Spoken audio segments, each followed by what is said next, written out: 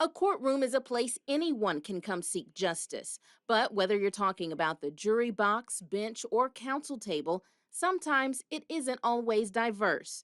Now, three Southeast Texas standouts in the legal community are changing that just with their presence.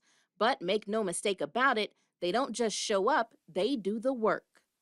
I have the ability now, I'm asked to go around the country and try cases literally all over the country now. James Payne, equity partner at Provost Umphrey, is a graduate of Lincoln High School and the University of Houston. As a young attorney working in Houston, Payne was plucked from the big city to come back to Southeast Texas. He was the first licensed African American attorney at the firm. 28 years ago, Walter Umphrey asked me to come back to Southeast Texas and start practicing here. And so on his requests and the recommendations of many community leaders in the area, I've been here. I, quite frankly, planned not to be here so long, but as life has it, I've been here ever since. Judge Naomi Doyle, Jefferson County Justice of the Peace for Precinct 1, Place 1, is an Ozanne and Lamar University graduate. Doyle was elected in 2020, becoming the first African American female elected judge in Jefferson County.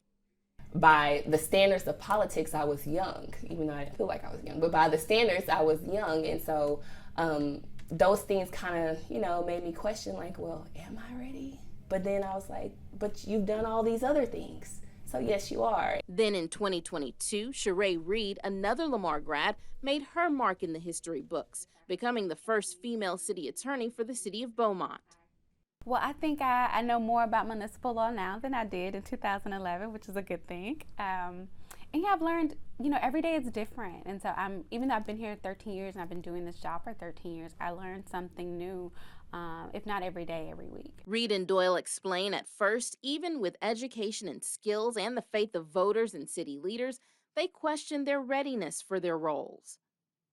So to me, whenever the only thing that's stopping you from doing something is fear, because you have the education, you have the experience, you have the training, you have all those things, you have the passion, and the only thing left is fear, well, then that's not enough. You can overcome that, because on the other side of fear is accomplishment. Being first is a big thing, right? Overcoming that stigma of, am I good enough to do this? Am I smart enough to be here?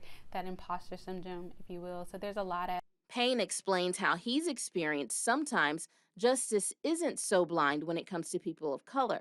Some lawyers would quote a case, they would quote a case and its opinion, and the judge would take it as if it was to the gospel. If I quoted a case, I had to have a copy of the case to show them that this is what the case said. And I would have to have 3 copies so that I could give one to the judge, one for me, and one to the opposing counsel. All 3 legal minds see Black History Month as a time to pay tribute to African Americans who have paved the way for them and future generations.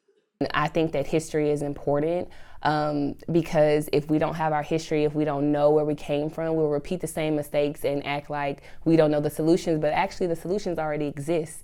It's just a matter of us activating them. They all work every day aware of the responsibility they now have to set up the next generation for success and history-making moments of their own.